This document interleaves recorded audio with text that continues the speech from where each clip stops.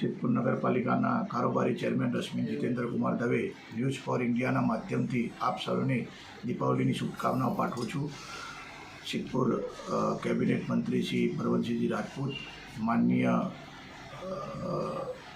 નગરપાલિકાના પ્રમુખ અનિતાબેન પટેલ, અમારા કાર્યકર્તાઓ, સંગઠન મંત્રીઓ, સંગઠનના હોદ્દેદારો, સંગઠનના કાર્યકર્તાઓ અને સિદ્ધપુરની ધર્મપ્રેમી જનતા, જે આ વખતે દીપાવલીની ખૂબ ખૂબ શુભકામના પાઠવું છું અને દેવાતિદેવ મહાદેવ મા ભગવતી તેમની દરેક મનોકામના પૂર્ણ કરે એવી હું રાજા મહાકાલને પ્રાર્થના કરું છું. જય શ્રી રાજા મહાકાલ.